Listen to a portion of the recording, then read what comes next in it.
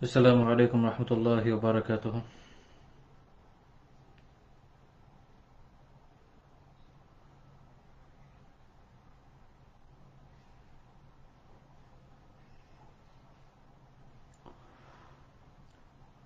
إن الحمد لله نحمده ونستعينه ونصلي على رسوله الكريم وعلى آله وصحبه أجمعين.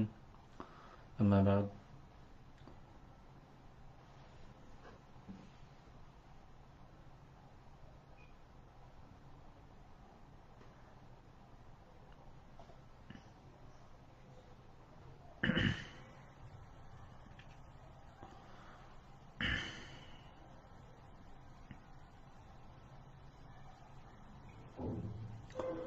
ওয়ালাইকুম আসসালাম রহমতুল্লাহি ওয়া বারাকাতুহু।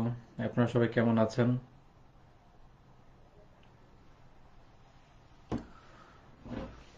আসলে ওয়ালাইকুম আসসালাম। সবার পক্ষ থেকে একজনের সালামই যথেষ্ট ইনশাআল্লাহ তাআলা। প্রথমে দুঃখ প্রকাশ করছি যে আপনাদেরকে যেভাবে সময় দেওয়া উচিত ছিল সেভাবে আমি আসলে সময় দিয়ে উঠতে পারি না বা পারছি না। দ্বিতীয় যে বিষয়ে দুঃখিত সেটা হচ্ছে যে পড়াশোনার ক্ষেত্রে আপনাদের আসলে যেভাবে হক আদায় করে পড়ানো উচিত বলে আমি মনে করি কমপক্ষে সেভাবে আমি করে উঠতে এখনো পারি নাই, এখনো পারছি না। সামনে কি হবে সে তো আল্লাহ তাআলা জানেন। আপাতত সবার কাছে দোয়া প্রার্থী। আপনারা তো জানেন যে আসলে শারীরিকভাবে একটু অসুস্থতা আমার আছে তো যেহেতু আমার অসুস্থতাগুলো আসলে ক্রনিক ডিজিজ সবসময় থাকে, এমন না যে ছেড়ে যায়, কমে বাড়ে আর কি। তো এই মুহূর্তে একটা সমস্যা নিয়ে আসলে খুব কষ্টে আছি বলতে পারেন, যদি শারীরিক দিক থেকে চিন্তা করি সেটা হচ্ছে চোখে অনেক পেইন হচ্ছে। চোখের কিছু সমস্যা আছে, চোখের ভিট্রিওলে কিছু সমস্যা আছে। তো ওটা ট্রিটমেন্ট চলছে, ইনশাল্লাহ ঠিক হয়ে যাবে, আমি আশাবাদী।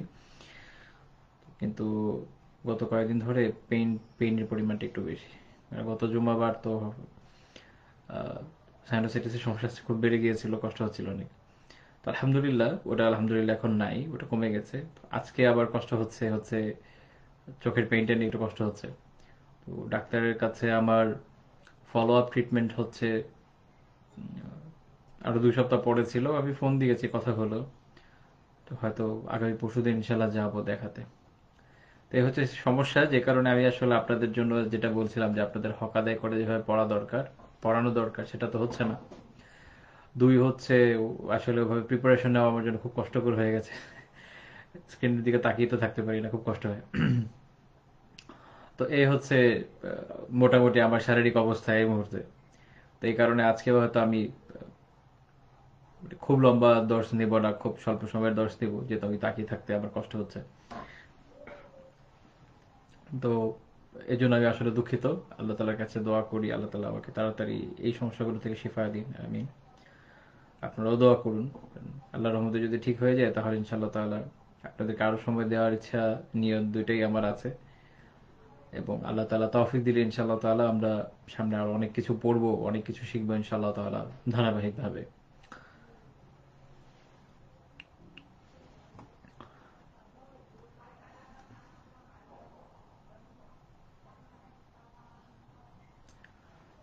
তো আমরা ইনশাআল্লাহ তাআলা ধীরে ধীরে দর্শ শুরু করে দিতে পারি আজকের। আপনাদের হয়তো মনে আছে আমরা উসুল সালাসা থেকে দর্শ করছিলাম আলহামদুলিল্লাহ, যেখানে শেখ রাহিমাহুল্লাহ সুন্দর আলোচনা করেছিলেন যে আলাম রাহিমাকাল্লাহ আন্নাহু ইয়াজিবু আলাইনা তাআল্লুমু আরবাঈ মাসাইলা। আমাদের জন্য চারটা মাসালা, চারটা জিনিস এটা জানা আবশ্যক। প্রথম বিষয়টা আমরা আলোচনা করেছিলাম হচ্ছে আল ইলম, এবং আল ইলমের অন্তর্ভুক্ত হিসাবে আল্লাহ তাআলার মারিফত, তার নবী সাল্লাল্লাহু আলাইহি ওয়াসাল্লামের মারিফত এবং দ্বীন ইসলামের মারিফত, সেই সম্পর্কে আমরা আলোচনা করেছি। পরবর্তী আলোচ্য বিষয় ছিল হচ্ছে আল আমালু বিহি, যা জেনেছেন সে অনুযায়ী আমল করা। তৃতীয় বিষয় ছিল দাওয়াত ইলাইহি, যা শিখেছেন যা জেনেছেন সেদিকে অপরকে দাওয়া করা, আহ্বান করা। 4 নাম্বার যে বিষয়টা, সেটা আজকে আমরা ইনশাল্লাহ আলোচনা করব। এবং এই 4 নাম্বার বিষয়ে শেখ বেশ কিছু দূর এগিয়ে গিয়েছেন আলোচনায়। পুরোটা আমরা আজকে করবো না, আমরা কিছু দূর পর্যন্ত আলোচনা করব। সেটা হচ্ছে আসবরু আলাল আযা ফিহি, অর্থাৎ এই বিষয়ে, অর্থাৎ আপনি যখন দিনের দাওয়া করবেন, আপনি যখন দিনের দাওয়া করবেন তখন আপনি কষ্ট পাবেন, আপনাকে কষ্ট ভোগ করতেই হবে, বিভিন্ন কষ্ট আপনার সামনে আসবে। তো যখন সেগুলো আসবে সেই কষ্টগুলোর উপরে সবর করতে হবে, অর্থাৎ এই বিষয়ে যে কষ্ট আসছে তার উপর সবর, এটা হলো চতুর্থ পয়েন্ট। তো এই পয়েন্টটা শুধুমাত্র যে দাওয়াতু ইলাইহি বা আপনি যে দাওয়া করবেন তখনই কষ্টের মধ্যে পড়বেন এমন না, আল আমালু বিহির সাথেও যুক্ত। আপনি যখন আমল করবেন সেখানেও কষ্ট আছে, সেখানেও সবরের বিষয় আছে। আপনি যখন ইলম অর্জন করবেন সেখানেও সবরের বিষয় আছে, সেখানেও কষ্টের বিষয় আছে। তো এই 4 নাম্বার যে পয়েন্টটা সবর, এই সবর বিষয়টা আসলে আগের প্রত্যেকটা পয়েন্টের সাথে যুক্ত। সবর আগের প্রত্যেকটা পয়েন্টের সাথেই যুক্ত, এবং এই সবরের ওপর জীবনের অনেক বিষয়ের সফলতা ব্যর্থতা বাহ্যিকভাবে নির্ভর করে থাকে। এবং সবর ইটসেলফ একটা খুবই ব্যাপক বিষয়। মানে আমরা সবর বলতে আসলে কি বুঝি, সাধারণভাবে বাংলাতে আমরা কি বুঝি? সে আমরা যা বুঝি তা হলো, আমরা যখন দুঃখ কষ্ট পাবো তখন আমরা ইন্না লিল্লাহ বলবো এবং এ বিষয়ে ধৈর্য ধরে বসে থাকবো, আচ্ছা যা হয় হয়েছে, আল্লাহ তাআলা এতে কল্যাণ দিন। কিন্তু সবর আসলে এতটা সংকীর্ণ নয়, বরং সবর অনেক ব্যাপক বিষয়। সবর অনেক ব্যাপক বিষয়। সবর যেমন নেক আমলে হয়, সবর যেমন আল্লাহ তাআলার আল্লাহ তাআলার পক্ষ থেকে আসা পরীক্ষার উপরে হয়, বিপদের উপরে হয়। আবার সবর হয় আল্লাহ তাআলার আনুগত্যের উপরে, সবর হয় হারাম থেকে বাঁচার বিষয়ে। আমরা ইনশাআল্লাহ তাআলা আজকে এগুলো একটু একটু আলোচনা করব। প্রথমে সবর নিয়ে যদি একটু আলোচনা করি, সবর হচ্ছে হাবসুন নাফস আলা তাআতিল্লাহ, আল্লাহ তাআলার আনুগত্যে নিজের যে সত্তা, নিজের যে নফস আছে, সে নফসকে আটক রাখা, এর উপর আটকে রাখা, এটাই হলো মূলত আপনার সবর। এরপরে এর সাথে রিলেটেড যে যে পয়েন্ট আছে সেগুলো আসবে। তো সেটা হলো যে যখন আপনি আহ, আল্লাহ তাআলার আনুগত্য করতে চাইবেন তখন এর বিপরীত কাজ আসবে আপনার সামনে। সেটা হচ্ছে ধরেন গুনার হাতছানি আসবে, বিভিন্ন গুনার। এখন আমাদের যে অবস্থা, গুনার অনেক প্রকরণ চোখের সামনে আছে। আহ, ইন্টারনেটের মধ্যে অনেক উপকরণ আছে, বাহ্যিক দুনিয়াতে অনেক উপকরণ আছে, বাসা থেকে বের হলেও আছে, বাসার ভিতরে থাকলেও আছে। একটা মানুষ শুয়ে বসে 24টা ঘন্টা গুনার বিভিন্ন উপকরণের সান্নিধ্যে আসে, এগুলো তার সামনে আসে। তো এগুলো থেকে নিজেকে বিরত রাখতে হবে, আল্লাহ তাআলার আনুগত্যের দিকে নিয়ে যেতে হবে। এই যে আপনি এইসব গুনাহ থেকে নিজেকে বাঁচিয়ে রাখলেন, এটা হচ্ছে সবর আন মাসিয়াতিল্লাহ, আল্লাহ তাআলার অবাধ্যতা থেকে নিজেকে আত্মসংযম করা বা আত্মসংবরণ করা, এখানে ধৈর্য ধারণ করা। তো এই হলো কয়েক ধরনের বিষয়। এর সাথে আরো আছে, ধরেন আপনি কোনো বিপদে আপদে পড়লেন, এই সময়ে আপনি আল্লাহ তাআলার দেয়া তাকদীরকে মেনে নিয়ে এর উপরেই সবর করলেন এবং আল্লাহ তাআলার কাছে শুকরিয়া আদায় করলেন যে এর চেয়ে খারাপ অবস্থা হয় নাই, আলহামদুলিল্লাহ। এ হচ্ছে আরেকটা সবর। তো এভাবে যদি সবরের চিন্তা করা যায় তো অনেক ধরনের সবর দুনিয়াতে রয়েছে। তো আমরা এখানে এত ব্যাপকভাবে সব ধরনের সবরের আলোচনায় আপাতত যাব না। আপাতত আমাদের মুখ্য বিষয় হলো যে এই যে যখন আমরা দাওয়া করব, বা আমরা যখন, যদি ভেঙে ভেঙে বলি, যে আমরা যখন প্রথমে ইলম অর্জন করব, এর পথে সবর এর পথে সবর করতে হবে। যেমন ধরেন আমাদের যে অবস্থা হয়, আমরা যে কোনো দিনই ইলম অর্জনের বিষয়টাকে অনেকে আমরা মনে করে যে স্পুন ফিডিং হোক। স্পুন ফিডিং বোঝেন? মুখে তুলে তুলে খাইয়ে দেয়া। আমরা আমি যখন স্কুলে পড়তাম, আমাদের এক ম্যাম ছিলেন, তো উনি বলতেন যে আমি তো তোমাদেরকে স্পুন ফিডিং করি, তারপরে তোমরা পড়ো না। আমাদের এখনকার মানসিকতা হচ্ছে এরকম যে সবকিছু এমন ভাবে দিবে, কেউ একজন দিবে, কেউ একজন বলবে যে এই এই এই এই, আমি শুনলাম শিখলাম হয়ে গেল। আসলে তো ইলম এত সহজ বিষয় না, এটা আপনাদের বুঝতে হবে। শুধু ইলম কেন, দুনিয়া কোনো কিছু আসলে খুব সহজে পাওয়া যায় না। মানুষকে আসলে আল্লাহ তাআলা বানিয়েছেন কিসের উপরে? কষ্টের উপর দিয়ে। তাকে তো এই কষ্ট সইতেই হবে, ধৈর্য ধরতেই হবে, স্টেপ বাই স্টেপ জীবনের কাজগুলোকে এগিয়ে নিতে হবে। কিন্তু এটা মানুষ চায় না। মানুষ চায় অনেক সহজে যেন সবকিছু হয়। ইলম অর্জন হবে, ওখানেও সবর করতে চায় না। ইলম অর্জনের জন্য সবর করতে চায় না। আপনি দেখবেন যে লং টার্ম যে কোর্সগুলো হয়, লং টার্ম কোর্সগুলোতে মানুষ ভর্তি হয়, কিছুদিন থাকে, কিছুদিন পর চলে যায়। বা ধরেন আমরা যে এখানে একটা এই যে লাইভ করছি, আমার এখন শো করছে মাত্র 42 জন। আমার এই গ্রুপের মধ্যে মেম্বার সংখ্যা কিন্তু 10,000, কিন্তু আমরা দেখছি কজন, এখন দেখা যাচ্ছে 40 জন। তো তার মানে হচ্ছে এই যে 9,960 জন ধরেন, তারা ক্লাসের মধ্যে উপস্থিত নাই। পরে সবাই দেখে নেবে কিনা তারও সে বিষয়ে সন্দেহ আছে, খুব অল্প লোকই দেখে। তো তার মানে হচ্ছে আপনাকে দিনের যে এলম, এটা খুব সহজলভ্য করে দেওয়া হয়েছে, খুব সহজে দেওয়া হচ্ছে, তারপর আপনি নিচ্ছেন না, আপনি এর পিছনে সময় দিচ্ছেন না। কেন দিচ্ছেন না, কেন হচ্ছে না কেন? কারণ হচ্ছে আপনার ভিতর সবরের অভাব আছে।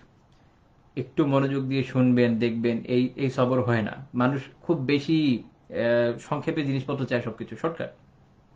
তো দেখা যাচ্ছে মাসালা মাসাইলের ক্ষেত্রে একই অবস্থা। কষ্ট করে কোনো আলেমের কাছ থেকে জেনে নেবে, এত কষ্ট করবে না। ঠিক আছে? তো যেখানে যার যেভাবে মন চায়, কখনো ভাই বোন অমুক তমুকের কাছ থেকে জেনে নিচ্ছে, কি জানছে কি বুঝছে ওরা জানে, আল্লাহ জানে। কারণ আমাদের কাছে অনেক মাসালা আসে বিভিন্ন বিষয়ের ক্ষেত্রে, হালাল হারামের ক্ষেত্রে, তালাকের ক্ষেত্রে, বিভিন্ন বিষয়ের ক্ষেত্রে। দেওয়ার আগে তো জিজ্ঞেস করে দেয় নাই, যা করেছে। বা গুনাহটা করার আগে জিজ্ঞেস করে করেন এটা হালাল হলো না হারাম হলো। করে ফেলেছে, করে এসে বলবে যে এই করেছি। তো এখন তখন তো কিছু করার থাকে না, সবকিছুরই একটা সীমা আছে। তো তাহলে দেখা যাচ্ছে যে এলম অর্জন করবেন, আপনাকে ইলমের সব পদ্ধতি আলহামদুলিল্লাহ দেওয়া হচ্ছে। এখন অনেক বইপত্র আছে। এখন আমার মতো আরো অনেক মানুষ আছে অনলাইনে ফ্রিতেই দর্শ দিচ্ছে, হয়তো অনেকে পেইড দর্শ করছে। আলহামদুলিল্লাহ অনেক সুযোগ, অনেক সুযোগ। কিন্তু এই সবরটা না, ইলমের জন্য সবর করবে না। তারা মনে করবে যে এমন হবে যে এক রাতে আমি ঘুমিয়ে যাব, পরের দিন সকালে উঠে দেখবো যে আমি তো আল্লামা হয়ে গেছি। তো এটা তো আসলে হবে না। ঠিক আছে? এটা হচ্ছে ইলম। যখন আপনি ইলম অর্জন করবেন, তখন সবরের বিষয়গুলো এইভাবে সামনে আসবে। শয়তান বারবার চেষ্টা করবে এখান থেকে সরিয়ে নিতে, যাওয়া যাবে না। দৃঢ়তার সাথে লেগে থাকতে হবে, তাহলে আল্লাহ তাআলা তৌফিক দিলে ইনশাআল্লাহ কিছু ইলম হবে। আল্লাহ তাআলাকে চেনার বিষয়ে সবর করতে হবে। আল্লাহ তাআলার সাথে সংযোগ হচ্ছে না, আল্লাহ তাআলার সাথে আত্মিক যোগাযোগ তৈরি হচ্ছে না, আর আপনি এই জন্য মজা পাচ্ছেন না, ইবাদত করে ভালো লাগছে না, আর অস্থির হয়ে যায়। এত সহজ? এত তো সহজ না। এই বিষয়ে কেন সহজ না, এই বিষয়ে ইনশাল্লাহ সামনে কিছু আয়াত আমি বলবো। আপাতত শুধু সবর নিয়ে একটু আলোচনা করি। রাসূলুল্লাহ সাল্লাল্লাহু আলাইহি ওয়াসাল্লামের একটা আস্ত জীবনী পড়বে না, কোনো সিরাত পড়বে না। কষ্ট করে বড় বড় 4-5টা সিরাত পড়ার কোনো আগ্রহ কারো নাই।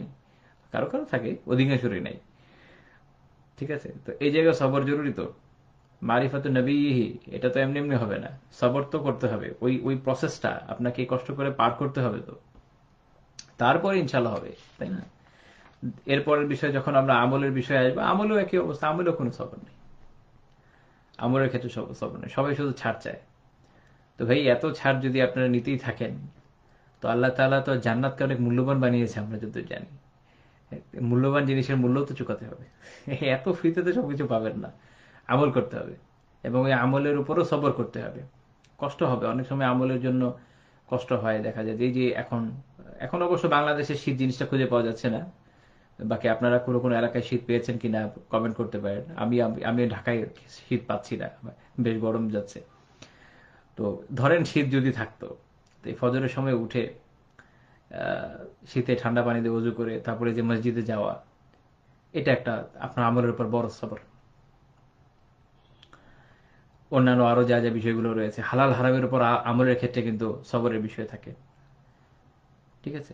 হালাল হারামের মধ্যে আমলের বিষয়ে সবরের ব্যাপার রয়েছে। আপনি খেয়াল করেন, দেখেন, আপনারা ধরেন আপনি জানছেন যে একটা লোক হারাম উপার্জন করে, ধরেন সে ব্যাংকার, অথবা ঘুষখোর, অথবা ডাকাত, যে কোনো কিছুই হোক।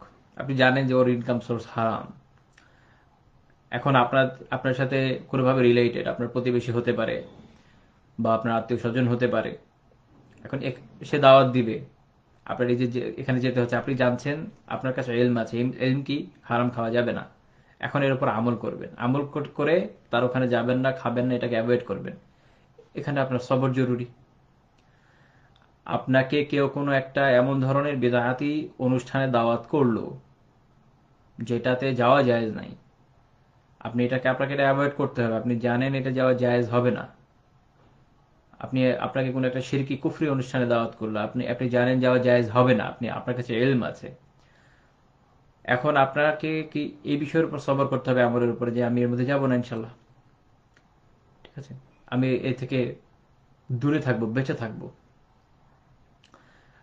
আপনি ধরেন আপনি একজন হাজবেন্ড, স্ত্রীর যে হকগুলো আছে আপনি এটা আদায় করবেন, বা আপনি একজন স্ত্রী আপনার স্বামীর হকগুলোকে আদায় করবেন।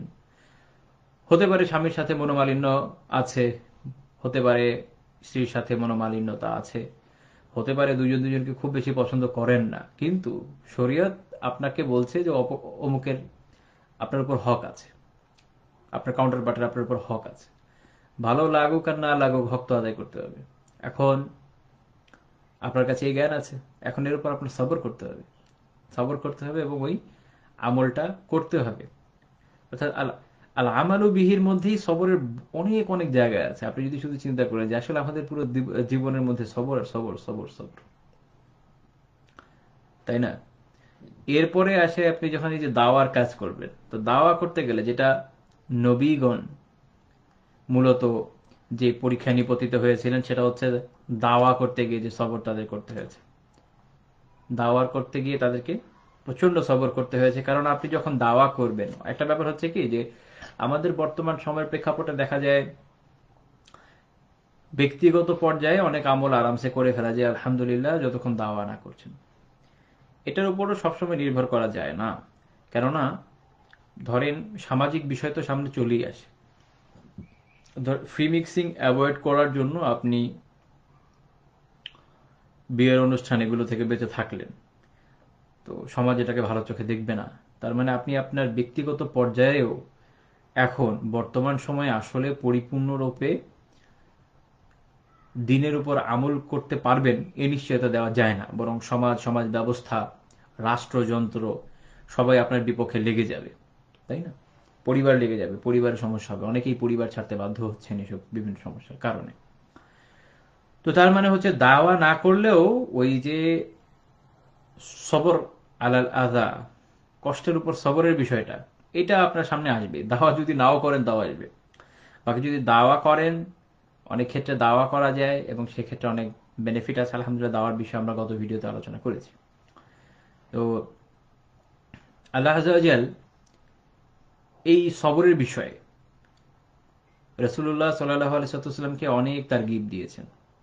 সূরা আল আনআম, সূরা আল আনআমের 34 নম্বর আয়াতে আল্লাহ তাআলা বলেছেন, ওয়ালাকাদ কুযযিবাত রুসুলুম মিন ক্বাবলিক, আপনার আগে যে রাসূলরা ছিল তারাও মিথ্যা প্রতিপন্ন হয়েছে। যখন দাওয়া করে মানুষ, যখন হকের দাওয়া করে, প্রতিপক্ষের বেশ কিছু হাতিয়ার আছে, তার মধ্যে একটা হচ্ছে আপনাকে মিথ্যা প্রতিপন্ন করা। বিভিন্নভাবে করতে পারে, এর ভিতরে রয়েছে ক্যারেক্টার অ্যাসাসিনেশন, বা আমাদের এখনকার সময় যেটা করে মিডিয়া ট্রায়াল। এরকম বিভিন্ন ধরনের কাজ তারা করবে যেটা দিয়ে আপনাকে মিথ্যা প্রতিপন্ন করবে, আপনার যে গ্রহণযোগ্যতা এটাকে নষ্ট করবে। হয়তো বলবে আপনি পাগল, হয়তো বলবে আপনার মানসিক সমস্যা আছে, হয়তো বলবে যে সবাই বুঝলো না তুমি বুঝলা, হয়তো বলবে যে না আমরা তো এইভাবে দেখে আসছি, ধর্ম তো এরকমই। কিন্তু আপনি যে সঠিক দাওয়াটা দিচ্ছেন, যেটা আপনি কোরআন থেকে সুন্নাহ থেকে বলছেন, এটা যে সে মেনে নিবে এটা হবে না। তারা কি করবে? তারা হলো মিথ্যা প্রতিপন্ন করবে। তো আল্লাহ বলছেন ওয়ালাকাদ কুযযিবাত রুসুলুম মিন ক্বাবলিক, যে আপনার আগেও রাসূলদের মিথ্যা প্রতিপন্ন করা হয়েছে। যখন রাসূলুল্লাহ সাল্লাল্লাহু আলাইহি ওয়াসাল্লাম এসেছিলেন, তাকেও মক্কার মুশরিকরা কি করেছে? মিথ্যা প্রতিপন্ন করেছে। যাকে সারা জীবন কখনো মিথ্যুক কখনোই বলে নাই, যাকে উপাধি দিয়েছিল আল আমিন, তাকে বলছে যে আপনি মিথ্যা বলছেন, তাই না? কারণ দাওয়াকে তো নাকচ করতে হবে, এটা তো গ্রহণ করা যাবে না। তো যেহেতু গ্রহণ করবে না, তো কিছু তো একটা বলতে হবে। কি বলবে? বলবে যে না আপনার দাওয়া সঠিক না, আপনার দাওয়া মিথ্যা। তো আল্লাহ বলছেন ফাসাবারু আলা মা কুযযিবু ওয়া উযু হাত্তা আতাহুম নাসরুনা। তখন সেই আগের যে রাসূলরা তারা কি করেছেন? তারা এই যে মিথ্যা প্রতিপন্ন করণ এর উপর সবর করেছেন। যে তোমরা যতই মিথ্যা বলা যায় বলো, আমার দাওয়া তো হক, এটা তো আর বাতিল হবে না। আমার উপর দায়িত্ব হচ্ছে আমি আমার দাওয়াকে তোমার কাছে পৌঁছে দেব, এই দিনকে তোমার কাছে পৌঁছে দেব, দিনের বিশুদ্ধ রূপকে তোমার কাছে পৌঁছে দেব। শিরক, কুফর এবং অন্যান্য যে অনাচার রয়েছে তা থেকে আমি তোমাদের বাঁচানোর চেষ্টা করব। তুমি যত মিথ্যা প্রতিপন্ন করো না কেন, হক তো হকের জায়গায় হকই থাকবে। তা আমি এর উপর সবর করলাম। তো তারা এর উপর সবর করেছেন, এবং ওরা যে দুঃখ কষ্ট দিয়েছে তার উপরও সবর করেছেন, যতক্ষণ না আল্লাহ তাআলার সাহায্য এসেছে। এখন সাহায্যের বিষয়টা আসলে খুবই আপেক্ষিক। খুবই আপেক্ষিক কেন? দেখেন, আল্লাহ তাআলার পক্ষ থেকে যে সাহায্য আসে, যে নুসরত আসে, এটা জরুরি না যে একজন দায়ী তার ব্যক্তিগত জীবনে পেয়ে যাবে। দায়ী কি করবে? আমাদের কর্তব্য কি? আমরা যা জানি, যা শিখি, আমরা একে প্রচারের চেষ্টা চালাবো। জরুরি না যে আমি আমার জীবদ্দশায় ফল দেখে যাব। আমাদের কিন্তু এই যে ফল দেখার ক্ষেত্রে তাড়াহুড়া, ফল দেখার ক্ষেত্রে তাড়াহুড়া, এইখানেও একটা সবরের বিষয় আছে। আমরা সব ক্ষেত্রে যেটা চাই, খুব তাড়াতাড়ি যেন ফল পেয়ে যাই, এই আজকে দাওয়া করব কালকেই ফল পেয়ে যাব, এরকম আমাদের মনে হয়। আমাদের নূহ আলাইহিস সালামের জীবন থেকে শিক্ষা নেওয়া উচিত।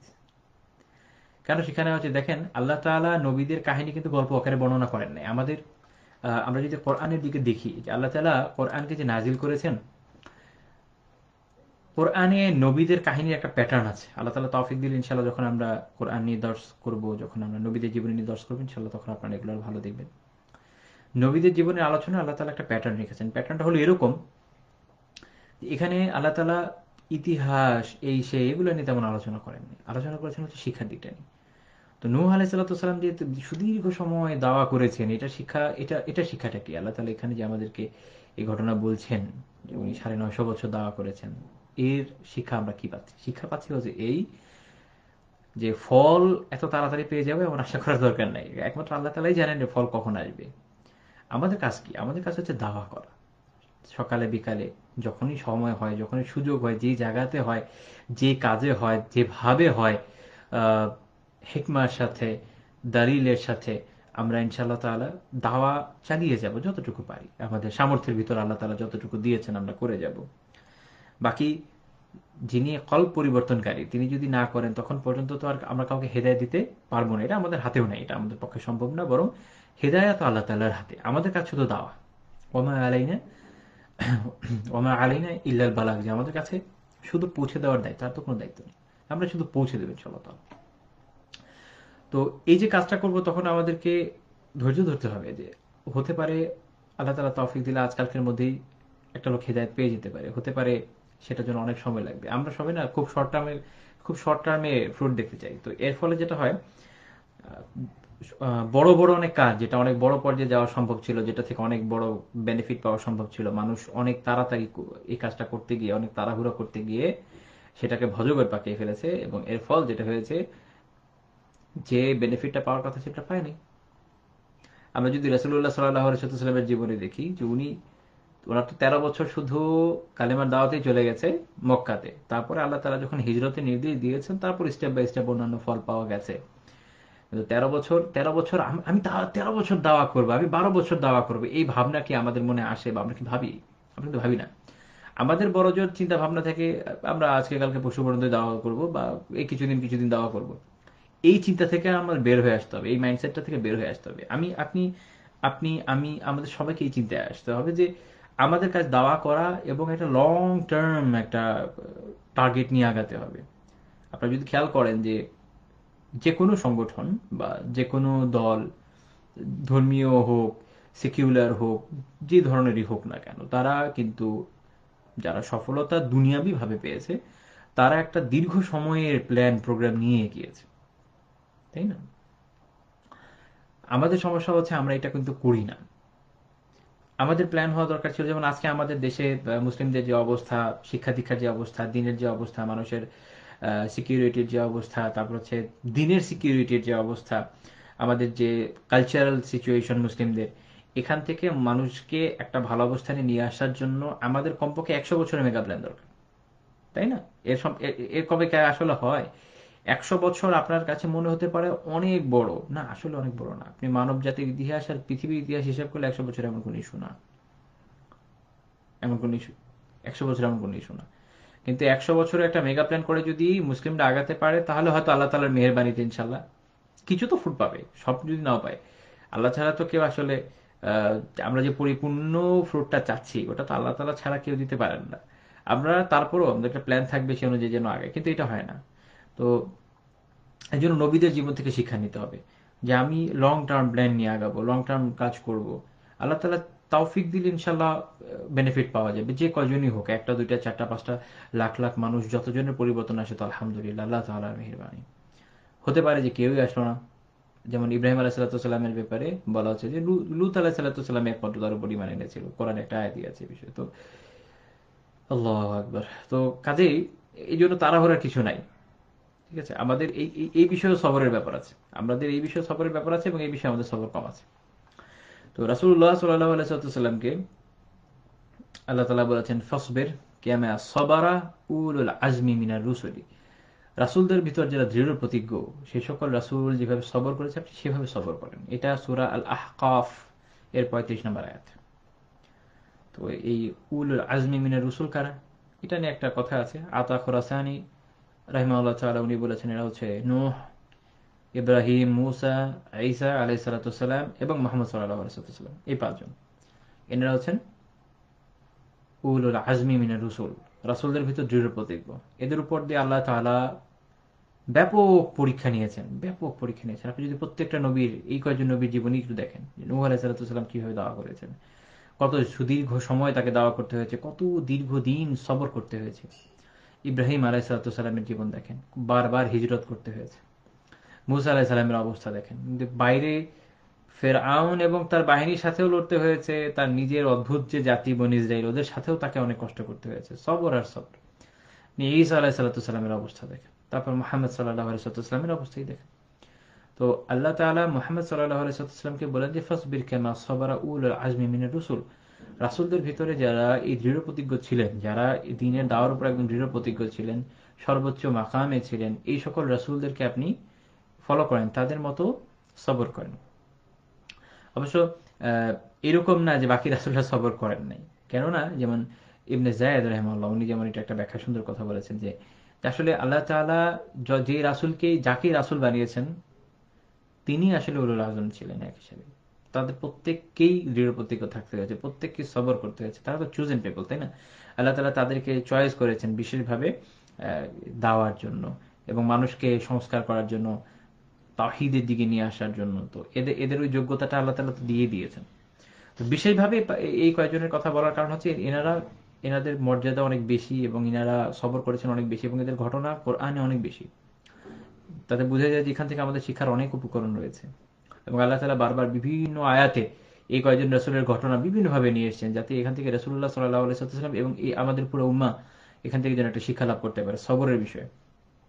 তো যখন দাওয়া করবে সবর তো করতেই হবে। এবং এই বিষয়ে সূরা বাকারার 214 নম্বর আয়াত খুবই গুরুত্বপূর্ণ, আপনারা পড়ে দেখবেন ইনশাআল্লাহ তাআলা। এবং এটা আমাদের জন্য এই আয়াতটা আসলে মাঝে মাঝে না মনে করা দরকার, যখন হতাশা আসবে, যখন আপনার মনে হবে যে এত পরীক্ষা কেন জীবনে, এত দুঃখ কষ্ট, তো তখন ইনশাআল্লাহ তাআলা এই এই আয়াতটা দেখবে, সূরা বাকারার 214 নম্বর আয়াত। আল্লাহ তাআলা বলছেন আম হাসিবতুম আন তাদখুলুল জান্নাহ, তোমরা কি মনে করেছো যে তোমাদের এই জান্নাতে প্রবেশ করে দেওয়া হবে, তোমরা জান্নাতে ঢুকে যাবে। ওয়ালাম্মা ইয়াতিকুম মাসালুল লাযীনা খালাউ মিন ক্বাবলিকুম, তোমাদের আগে যারা এসেছিল ওসব জাতির উপর দিয়ে যা গেছে, ওগুলো যাওয়ার আগেই তুমি এমনি এমনি জান্নাতে চলে যাবে তোমরা। তো তাদের উপর কি হয়েছিল? মাসসাতহুমুল বাসা ওয়াদ দাররা, তাদেরকে অভাব, অনটন, দুঃখ, কষ্ট, অসুস্থতা, এরকম বিভিন্ন ধরনের মুসিবত তাদের উপর এসেছিল। ওয়াজুলজিলু, এবং তারা কেঁপে উঠেছিল।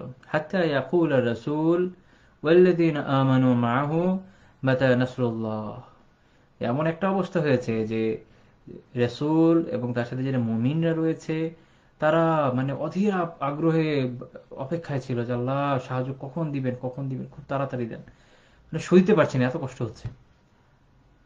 তো আল্লাহ তাআলা বলেছেন আলা ইন্না নাসরাল্লাহি করিব, নিশ্চয়ই আল্লাহ তাআলার যে সাহায্যটা নিকটে। আল্লাহু আকবার। তো কষ্ট তো অনেক হবে, এটা খুব স্বাভাবিক। যখন দিনে দাওয়া হবে, মানুষ যখন দিনের সঠিক বুঝের কথা বলবে, অনেক ধরনের কষ্ট হবে, অনেক ধরনের বিষয় আসবে। পুরো সব আপনি তো যখন সঠিক ইসলামের সঠিক রূপটা এটা নিয়ে দাওয়া করবেন, তখন বর্তমান যে সেকুলার সমাজ ব্যবস্থা রয়েছে, যেটা ডেমোক্রেসি, কমিউনিজম, লিবারেলিজম, বিভিন্ন ধরনের ইজমের একটা অদ্ভুত জগা খিচুড়ি হয়ে বসে আছে, এই পুরো সিস্টেম এই তো আপনার আপনার দাওয়াকে নিতে চাইবে না। তারা তখন ব্যাকফায়ার করবে, তারা আপনার বিপক্ষে লেগে যাবে, আপনার বিপক্ষে দাঁড়িয়ে যাবে, আপনাকে যেভাবে হোক থামানোর চেষ্টা করবে। তো হবে তখন কি হবে, ওই যে ওই প্রচন্ড যে পরীক্ষা নিরীক্ষা এগুলো আসবে। কিন্তু মানুষ যেটা হয় যে ইমানের দুর্বলতার কারণে যখন এমন পরীক্ষার মধ্যে পড়ে, তো তখন অনেকেই দিন থেকে সরে যায়, দিনকে স্যাক্রিফাইস করে। ঠিক আছে, অফিসের একটা সামান্য ধরেন লাইক চাকরি হচ্ছে না, কিছু হচ্ছে না, বা চাকরির সমস্যা হচ্ছে, এই জন্য দেখা যাবে দাড়ি কেটে একদম ট্রিম করে ইটু কিটু গুঁড়ো গুঁড়ো করে রেখে দিবে। ঠিক আছে, বা এসে বলবে যে আমি দাড়ি ফেলে দিই বা একদম গুঁড়ো গুঁড়ো করে ফেলি। ঠিক আছে, এই একটা বিষয় রয়েছে। আরো অনেক অনেক বিষয়, কেউ কেউ দেখা যায় ওয়াক্তে সলাত আদায় করছে না, আহ সলাত বাদ দিয়ে দিচ্ছে, বাসায় গিয়ে একসাথে সবগুলো পড়ছে। তো এই এই অনুমতি আপনাকে তো ইসলাম দেয় নাই, তাই না? এই পরীক্ষাতে তো পড়বেন, যখন আপনি দিনের মধ্যে আসছেন, দিনের দাওয়া করেন আর না করেন, এই দিনের মধ্যে যখন আসছেন, দিনকে যখন ফলো করছে, তখন পরীক্ষায় তো পড়বেনই। আল্লাহ তাআলার ওয়াদা আছে পরীক্ষায় পড়বেন, ঠিক আছে, এবং আল্লাহ তাআলা এটাও ওয়াদা আছে যদি তিনি সাহায্য করবেন, বাট সবর তো আপনাকে করতে হবে। তো এই আয়াতে যখন আমরা বলছি যে আলবাস, এই আপনার আলবাসা, এই যে শব্দটা, এটার ব্যাখ্যায় ইবনে মাসউদ রাদিয়াল্লাহু তাআলা আনহু, ইবনে আব্বাস রাদিয়াল্লাহু তাআলা আনহু, তাবেঈ আবুল আলিয়া, মুজাহিদ, সাঈদ বিন জুবাইর, তারপরে হচ্ছে হাসান বাসরি, কাতাদা রাহিমাহুল্লাহ, দহাক রাহিমাহুল্লাহ, তারপরে রাবি রাহিমাহুল্লাহ, সুদ্দি, মুকাতিল বিন হাইয়ান, এনারা সবাই একটাই কথা বলেছেন, এটা হচ্ছে ফাকার, অর্থাৎ দারিদ্র। অর্থাৎ মানুষ যখন দিনের দিকে আসে, দিনকে খুব দৃঢ়ভাবে আঁকড়ে ধরে, তো প্রথম সময়টা এরকম হয় যে মানুষ দারিদ্র্যের মধ্যে পড়ে যায়। মোটামুটি আমরা আলহামদুলিল্লাহ অনেক দিনী ভাইয়ের ঘটনা জানি, আমাদের পরিচিতদের ভিতরে আছে, আমরা যাদের চিনি তাদের জানি যে জীবন এতটা সংকীর্ণ হয়ে গিয়েছিল, জীবন এতটা সংকীর্ণ হয়ে গিয়েছিল যে হয়তো তাদের কাছে কারো কারো এমন অবস্থা হয়েছে যে হয়তো চা খাওয়ার টাকাও ছিল না, তাই না? কেউ কেউ চাকরি ছেড়ে দিয়েছেন, খুব ভালো চাকরি ছিল, ভালো চাকরি ছেড়ে দিয়ে অনেক কষ্ট করেছেন। কেউ কেউ হয়তো পরিবার থেকে দূরে থেকেছে, কেউ কেউ অন্যান্য বিভিন্ন মুসিবতে পড়েছে, কারণ আপনারা জানেন দেশের পরিস্থিতি কিরকম হয়। এখানে তো আসলে জাস্ট একটা নেম ট্যাগিং করে দিলেই আপনাকে যে কোনো ঝামেলায় ফেলে দেওয়া যায়। তো এরকম অনেক কিছু হয়েছে, অনেকের সাথে অনেক কিছু হয়েছে, জীবনের অনেক দুঃখ কষ্ট মানুষের গিয়েছে। এই যে ফাকার, এটা তো আল্লাহর ওয়াদা। আপনাকে তো এই দারিদ্র্য একবার দেখতেই হবে জীবনে, একবার না একবার হয়তো দেখতেই হবে। তো এখন এটা হতে পারে জীবনের শুরুতে, সাধারণত অধিকাংশ মানুষ দিনে আসার পরে শুরুতেই এই ঝামেলায় থাকে। তো আল্লাহ তাআলা তারপর একসময় সবর যখন করে, আল্লাহ তাআলা সাহায্য তো একসময় আসে, কারণ আল্লাহ তাআলা কি বলছেন, আলা ইন্না নাসরাল্লাহি কারীব, আল্লাহ তাআলা সাহায্য তো অবশ্যই নিকটে, অবশ্যই নিকটে, এবং আসবেই। ইন্না মাআল উসরি ইউসরা, দুঃখের সাথেই তো স্বস্তি আছে, পরপরই পাবেন। জাস্ট একটু, অল্প একটু অপেক্ষা, এই অল্প একটু অপেক্ষা করে আল্লাহ তাআলা ইনশাআল্লাহ তাআলা এটাকে দূর করে দিবে। আর মানুষের জীবন কতটুকুই বা, দেখতে দেখতে জীবন কেটে যায়। সত্যি কথা, দেখতে দেখতে জীবন কেটে যায়। আপনি এই বছরের কথা চিন্তা করেন না, এই বছরটা দেখতে দেখতে কেটে গেছে না? আসলে মানুষের জীবনটা এমনই, দেখতে দেখতেই কেটে যাবে। কিন্তু এই দেখতে দেখতে কেটে যাওয়া জীবনের সামান্য সুখ স্বাচ্ছন্দ্যের জন্য আমরা আমাদের ইমানকে, আমাদের আমাদের দিনকে যখন ছেড়ে দিতে চাই, এটাকে যখন স্যাক্রিফাইস করতে চাই, তো তখন আল্লাহর এমন তো কোনো প্রয়োজন পড়ে নাই যে আপনার জন্য আল্লাহ তাআলা জান্নাত দিয়ে দিবে। ঠিক আছে, এরপরে যেটা আছে আদ-দাররা, এটার ব্যাখ্যা ইবনে আব্বাস রাদিয়াল্লাহু আনহু বলছেন হচ্ছে সাকাম, অসুস্থতা। তো অভাব, অনটন, দারিদ্র্য, সংকীর্ণতা, অসুস্থতায় সবকিছু আসবে, সবকিছু আসবে, সব দিক দিয়ে পরীক্ষা আসতে পারে। আসলে পরীক্ষা যদি আসে, আল্লাহ তাআলার কাছে এত দিক আছে, পরীক্ষার আপতিত করার জন্য আল্লাহ তাআলার কাছে এত দিক আছে যে আপনি নিজেই হিসাব করে কুল পাবেন না যে কত ভাবে আসতে পারে। কেউ যদি এই চিন্তা করে যে আচ্ছা আমি সবর করতে পারবো, আল্লাহ পরীক্ষা নেন, এটা আসলে তার পক্ষে সম্ভব না। আল্লাহ তাআলা তৌফিক না দিলে সবরও করতে পারবেন না। আবার আল্লাহ তাআলা এমন ভাবে পরীক্ষা নিতে পারেন যে ওই পরীক্ষা দেওয়ার পর আপনার পরীক্ষা দেওয়ার আগ্রহী নষ্ট হয়ে যাবে, কোনো শখ হবে না। তো আল্লাহ তাআলার কাছে কখনো পরীক্ষা এই জন্য চাইতে হয় না, আল্লাহ তাআলার কাছে চাইতে হয় যে আল্লাহ তাআলা তৌফিক দেন যেন পরীক্ষায় না পড়ি। বাট পরীক্ষায় পড়বেন, এটা তো আসলে যেমন আল্লাহ তাআলা সূরা বাকারায় ওয়াদা করেছেন, তাই না? ওয়ালানাবলুআন্নাকুম বিশাইইম মিনাল খাউফি ওয়াল জু' ওয়া নাকসিম মিনাল আমওয়ালি ওয়াল আনফুসি ওয়াস সামারাত। আল্লাহ তাআলা এখানে আরো স্পষ্ট ব্যাখ্যা করে দিয়েছেন, এদেরকে পরীক্ষা তো আমি নিবই, নিবই, লানাবলুআন্নাকুম, অবশ্যই নিব। কিছু ক্ষুধা দিয়ে, ভয় দিয়ে, সম্পদের ক্ষতি দিয়ে, তারপরে ফসলের ক্ষতি দিয়ে, তার মানে আপনার জীবনে যতগুলো গুরুত্বপূর্ণ বিষয় আছে সবগুলো দিয়ে আল্লাহ তাআলার পরীক্ষা তো নিবেনই। এবং আল্লাহর কি মেহেরবানি দেখেন, যেখানে আল্লাহ তাআলা বিষয় মিন এইটা বলছে, অর্থাৎ কিছু দিয়ে, এরকম না যে পুরো ভয়ে আপনি একদম মানে প্রচন্ড, যে ভয়ের যে প্রচন্ড লেভেল, এটা তো আসলে পরিপূর্ণতা লেভেল অনেক বেশি। কিন্তু আল্লাহ তাআলা বলছেন যে পুরোটা না, আংশিক। আসলে আমাদের জীবন, আমরা এত এত দুর্বল যখন এই আংশিক ভয়টা আসে তখনই ইমান এক একজন বেঁচে দেওয়ার জন্য দাঁড়ায় যায়। এই আংশিক ভয় যখন আসে তখনই ইমান এক একজন বেঁচে দেওয়ার জন্য দাঁড়ায় যায়, আল্লাহ তাআলার ভয় করে না। যে আল্লাহ তাআলা যিনি আংশিক না পূর্ণটাই দেখানোর ক্ষমতা রাখেন, ওটা আসলে কি হবে। ক্ষুধা, হয়তো কয়েকদিন খায় নাই, অথবা আর্থিক অনটন চলছে, কষ্ট চলছে, ব্যাস শেষ, ইমান বেচার জন্য রেডি। ক্ষুধা, পিপাসা, ফসলের ক্ষতি, চাকরি চলে যাওয়া, ব্যবসায় লস যাওয়া, বড় মাপের জরিমানা, ব্যাস যাই আসুক, এগুলো কিছু আসলেই এক একজন একদম 8 দিনের উপর থাকতে পারে না। আল্লাহ কেন আমার সাথে এমন করলো। আল্লাহ তাআলা সবার সাথেই পরীক্ষা নেন। আমাদের দোয়া হচ্ছে আল্লাহ পরীক্ষা সহজ করেন। পরীক্ষা তো নিবেনই, পরীক্ষা সহজ করেন, এত আমাদের জন্য সহজ করেন এবং তৌফিক দেন যেন পরীক্ষা থেকে উতরাই যেতে পারি, সহি সালামতে যেন এই পরীক্ষাটাকে পাশ করে যেতে পারি, যেন এটা আমার জান্নাতে যাওয়ার মাধ্যম হয়, জাহান্নামে যাওয়ার কারণ যেন না হয়। কিন্তু মানুষের সমস্যা কি, মানুষ খুব ত্বরাপ্রবণ, তাই না? রাসূলুল্লাহ সাল্লাল্লাহু আলাইহি ওয়াসাল্লাম এক হাদিসে বলেছেন, লাকিন্নাকুম তাস্তাজিলুন, কিন্তু বরং তোমরা কি খুব ত্বরাপ্রবণ, খুব তাড়াহুড়া করো। এটা হচ্ছে খাব্বাব বিন আল আরত রাদিয়াল্লাহু তাআলা আনহুর একটা রিওয়ায়াত আছে, সহিহ বুখারীর একটা হাদিস। সহিহ বুখারীর হলো 3612 নম্বর হাদিস, যেখানে উনি এরকম বলেছেন যে শাকাউনা ইলা রাসূলিল্লাহি সাল্লাল্লাহু আলাইহি ওয়াসাল্লাম ওয়া হুয়া মুতাওয়াসসিদুন বুরদাতান লাহু ফি জিলিল কাবা। আমরা রাসূলুল্লাহ সাল্লাল্লাহু আলাইহি ওয়াসাল্লামের কাছে, মানে আমাদের যে অবস্থা এটা নিয়ে, মক্কাতে তাদের যে অবস্থা ছিল এটা নিয়ে অভিযোগ করলেন। তো এইটার কয়েক ধরনের রেওয়ায়াত আছে। খন্দকের যুদ্ধের রেওয়ায়াত আছে, খাব্বাব বিন আরত রাদিয়াল্লাহু আনহু থেকেই খন্দকের যুদ্ধেরও একটা রেওয়ায়াত আছে। তো নিজেদের যে অবস্থা, তারা যে চতুর্পাশ দিয়ে কাফেরদের দ্বারা আক্রান্ত হচ্ছে, যে কষ্টকর একটা অবস্থা মক্কাতে থাকতে, এই অবস্থায় উনি আর কি আল্লাহ রাসূল সাল্লাল্লাহু আলাইহি ওয়াসাল্লামের কাছে গিয়ে বললেন। আল্লাহ রাসূল তখন একটা কালো চাদর দিয়ে কাবার যে ছায়া সেখানে বসেছিলেন। তো ওনাদের বাক্য বাক্য কথাগুলো শুনলে বোঝা যায় যে মানে কি ধরনের একটা আবেগ। ওরা বলছেন যে কুলনা লাহু, আমরা তাকে বললাম, আলা তাস্তানসিরু লানা আলা তাদউল্লাহ লানা, আপনি কি আল্লাহ তাআলার কাছে আমাদের জন্য সাহায্য চাইবেন না, আল্লাহ তাআলার কাছে আমাদের জন্য দোয়া করবেন না। অর্থাৎ আল্লাহ রাসূল সাল্লাল্লাহু আলাইহি ওয়াসাল্লাম, যে আমরা যে এত দুঃখে কষ্টে আছি, এই যে মক্কার কাফেররা কুরাইশরা আমাদেরকে এত অত্যাচার করছে, আপনি আল্লাহর কাছে সাহায্য চাইবেন না আমাদের জন্য, যে আল্লাহ সাহায্য করেন। আপনি তো আল্লাহ রাসূল, আপনার দোয়া তো কবুল হবে, তাই না? আপনি তো দোয়া করলেই কবুল হয়ে যায়। আপনি দোয়া করবেন না আল্লাহর কাছে যে আল্লাহ আমার এই উম্মতের জন্য সহজ করে দেন, যেন এদের উপর কোনো পরীক্ষা টরীক্ষা কিছু যেন না হয়, সহিহ সালামত এখান থেকে আরামসে থেকে যায়। তো রাসূলুল্লাহ সাল্লাল্লাহু আলাইহি ওয়াসাল্লাম একটু ভর দিয়েছিলেন, তো সোজা হয়ে গেল এবং গিয়ে বললেন যে কানা রাজুলু ফি মান ক্বাবলাকুম ইউহফারু লাহু ফিল আরদি ফায়ুজআলু ফিহি ফায়ুজাউ বিল মিনশার ফায়ুদাউ আলা রাসিহি ফায়ুশাক্কু বিসনাতাইনি ওয়া মা ইয়াসুদ্দুহু যালিকা আন দীনি। তোমাদের আগের জামানায় যে লোক ছিল তাদের মধ্যে কোনো এক লোকের এমনও হয়েছে যে তাকে কোনো একটা গর্তের মধ্যে রাখা হয়েছে, গর্ত করে তার মধ্যে ওই লোককে রাখা হয়েছে, তার মাথার উপরে কি বলে এটাকে, করাত, তার মাথার উপর করাত স্থাপন করা হয়েছে এবং তাকে 2 টুকরো করে ফেলা হয়েছে। এরপরও তাকে এই কাজ করাও তাকে তার দিন থেকে কি করতে পারেনি, ফেরত নিয়ে আসতে পারে নাই। সে তার দিনের উপরই ছিল, অটল ছিল। ويمشط بأمشاط الحديد ما دون لحمه من عزم أو عصب وما يصده ذلك عن دينه।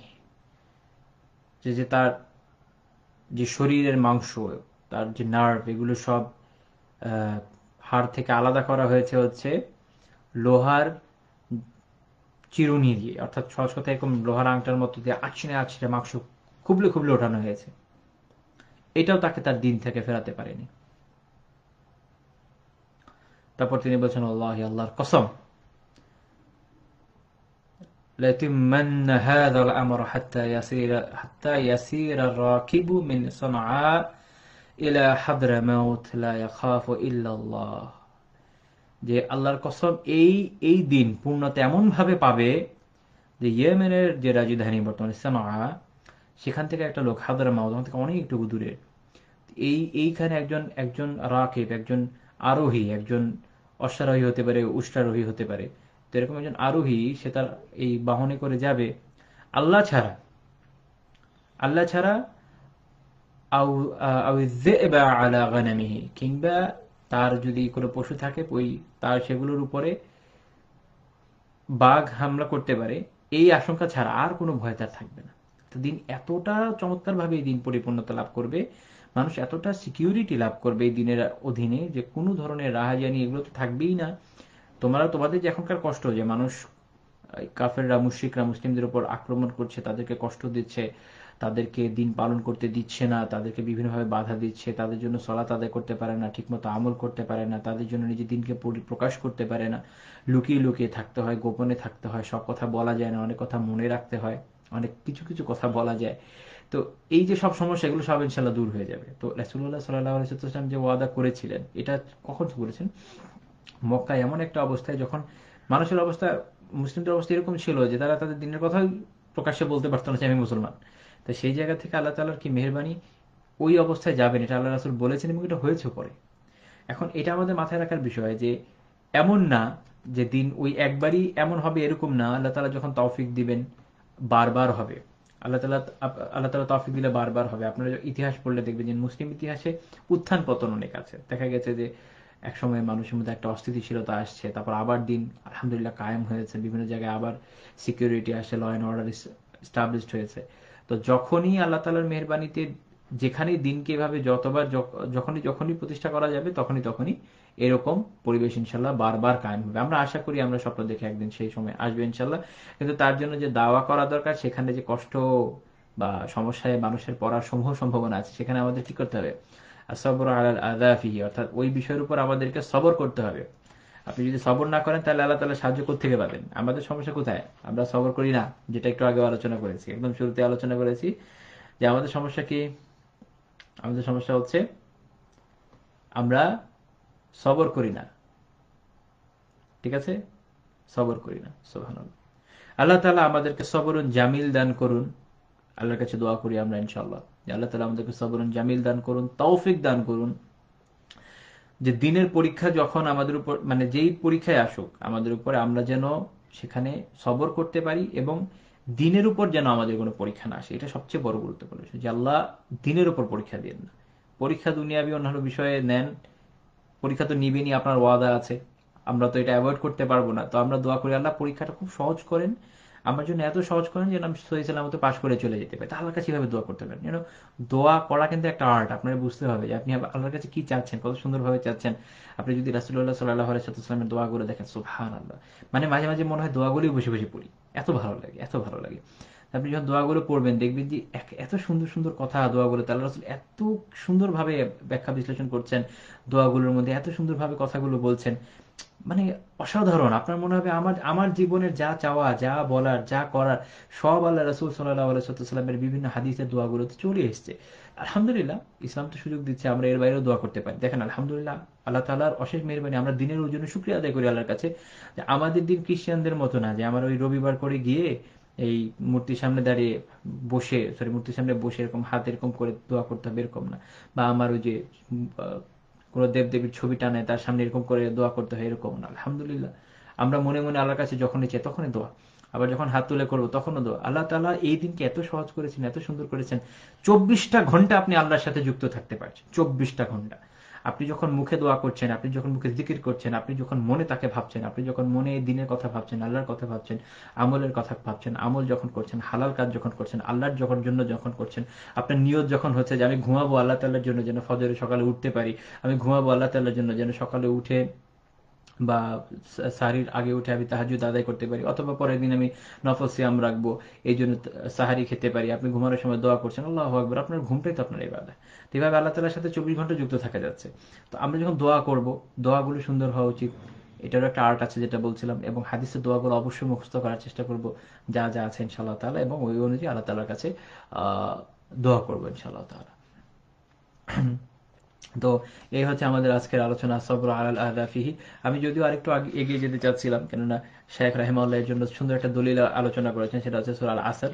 সূরা আল আসরের একটা আলোচনা রয়েছে, এবং ইমাম শাফিঈ রাহিমাহুল্লাহ একটা সুন্দর কল আছে। ইমাম বুখারী রাহমাতুল্লাহি আলাইহি সহিহ বুখারীতে একটা বাব বা একটা অধ্যায় করেছেন, সেটা নিয়ে একটা সুন্দর আলোচনা আছে। এরপরে আমাদের এই পার্টটা শেষ হবে, পরবর্তী পার্টে মানে এরপরে আরেকটা পার্ট, সেটাই আমরা ইনশাল্লাহ পরে যাব। কিন্তু যেটা বলছিলাম যে আমার শারীরিক কি অবস্থা, এছাড়া আমি আসলে আপনাদের হক আদায় করে সেভাবে আগাতে পারছি না, এর জন্য আমি দুঃখিত। তো আজকে এখানেই থাকবে ইনশাল্লাহ তাআলা। আমার এখানে যথারীতি ভিডিও চলে গেছে। তো যেহেতু চলে গেছে, আমি দেখতে পাচ্ছি না, আমার নিজেকে নিজে দেখতে পাচ্ছি না। আপনারা হয়তো দেখতে পাচ্ছেন, আমি আশা করি। তো আগামী আগামী জুমাতে যে আমাদের দর্শ হওয়ার কথা, এটা আমি আগেই জানিয়ে দিচ্ছি। আগামী জুমাতে আমাদের ইনশাল্লাহ কোনো দর্শ হবে না, মানে আগামী জুমাটা আমি অফ রাখতে আগে থেকে বাধ্য হচ্ছে, একটা ফ্যামিলি অকেশনের জন্য। এই জন্য আমি আগে থেকে দুঃখিত। তো ওটাও যথারীতি ইনশাল্লাহ পরবর্তী রবিবার নিয়ে নিব। এটা আমি এখন পুরো আশাবাদী ইনশাআল্লাহ তাআলা, বাকি আল্লাহ তাআলার ইচ্ছা। বাকি এখন আপনাদের কি বিশেষ যদি কোনো প্রশ্ন টশ্ন থাকে এখানেই করে দিতে পারেন। এখন পর্যন্ত কারো কোনো আমি প্রশ্ন তেমন দেখতে পাচ্ছি না। কারো কোনো প্রশ্ন যদি থাকে, যারা যারা দোয়া করেছেন আল্লাহ তাআলা সবার দোয়া কবুল করুন, আমিন। কারো যদি কোনো প্রশ্ন থাকে করতে পারেন, উত্তর দেওয়ার সামর্থ্য থাকলে আল্লাহর রহমতে ইনশাআল্লাহ দিব। ইনশাআল্লাহ ইনশাআল্লাহ।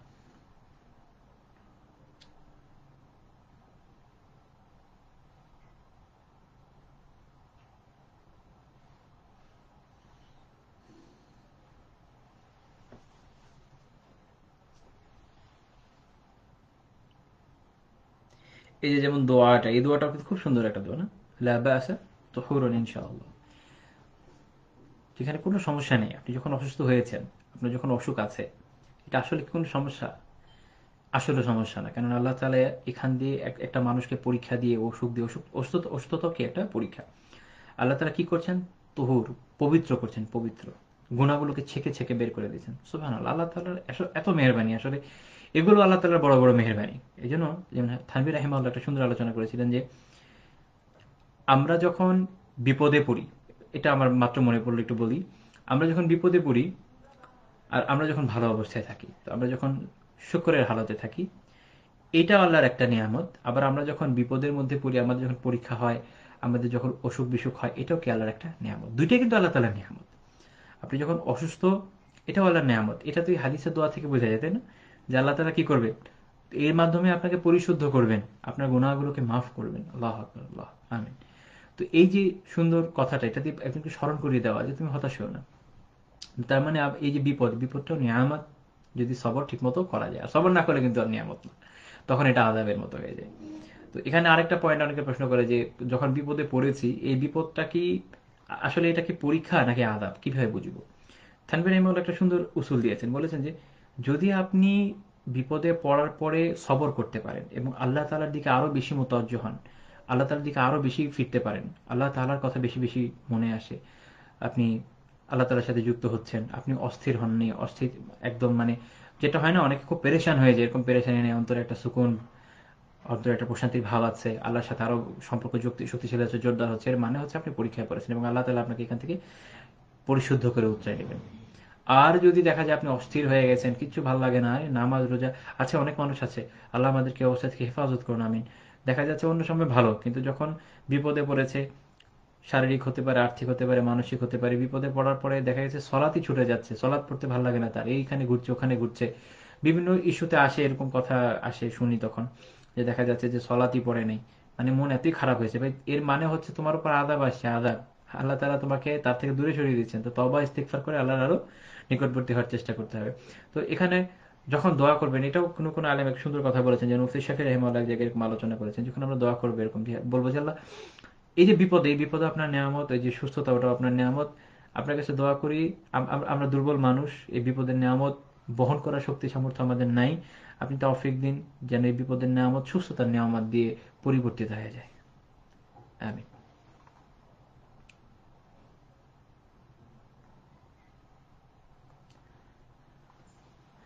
সাদমান সিরাত, সবর আর তাকদীরের যে সম্পর্ক, এটা আমরা যখন তাকদীর আলোচনা করব তখন দেখবো ইনশাল্লাহ। তবে সহজ কথা এটা মধ্যে মাথায় রাখেন, তাকদীর একটা জিনিস, তাকদীর আল্লাহ তাআলা লিখে রেখেছেন, এবং তাকদীর আমাদের জন্য যা লেখা তা তো লেখাই আছে, আর আমাদেরকে আল্লাহ তাআলা সামর্থ্য দিয়েছেন আমরা কাজ করব, এই দুটো হলো মূল পয়েন্ট, বাস কথা শেষ। এরপরে সবচেয়ে বড় কথা হলো তাকদীরের মেকানিজম নিয়ে ইসলাম তো আসলে তেমন কিছুই বলে নাই, যদিও অনেকে অনেক গবেষণা করে অনেক কথাবার্তা বলে, এগুলো পাত্তা দেওয়ার কিছু নাই। মোট কথা হচ্ছে এটা আল্লাহ তাআলার একটা গাইবে ইলম, যেটা আল্লাহ তাআলাই ভালো জানেন এটার মেকানিজম সম্পর্কে।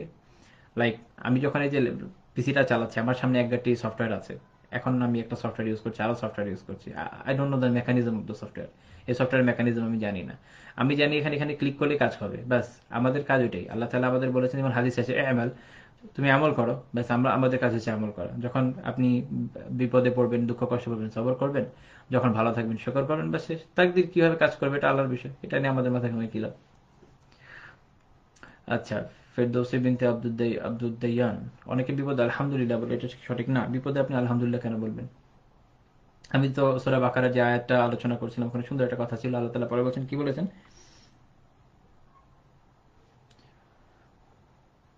যে যারা সবির, যারা সবর করেছে, ওয়াবাশশির, তাদেরকে সুসংবাদ দিন। তারা কারা? যখন বিপদে পড়ে তখন কি বলে? ইন্না লিল্লাহি ওয়া ইন্না ইলাইহি রাজিউন।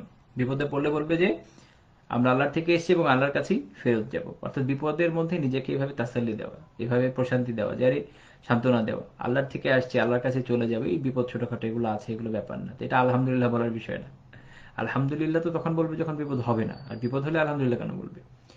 তবে এইভাবে বলতে পারে বড়জোর, যে প্রথমে কথা হলো ইন্না লিল্লাহ, তো বলবে ইনশাআল্লাহ তাআলা, এটা আদব। এরপরে পরবর্তীতে চাইলে শুকর করতে পারে যে আরো বড় বিপদ হতে পারে, আলহামদুলিল্লাহ ছোটর উপর দিয়ে আল্লাহ তাআলা বাঁচিয়ে দিয়েছেন, সেটা একটা ভিন্ন আলোচনা।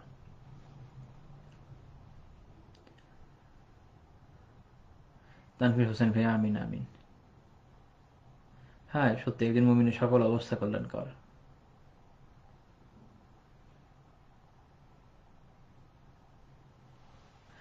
মহিউদ্দিন আওরঙ্গজেব, আপনি তো শিখের প্রশ্ন করেছেন, তো শিখের প্রশ্ন উত্তর দিই না। আচ্ছা, আপনাকে দিয়ে দিচ্ছি। হ্যাঁ, পড়া যাবে, সমস্যা নেই। তাহাজ্জুদ পরে আপনি আবার পড়ে নিতে পারবেন, কোনো সমস্যা নেই। তানভীর হোসেন ভাই, প্রথম কথা আমাদের এটা মাথায় রাখতে হবে, দাওয়ার প্রথম স্টেজ তার তাওহীদ, এটা সঠিক নয়। এটা তো কাফেরকে আপনি যখন দাওয়াত দিবেন প্রথম স্টেজ না তাওহীদ।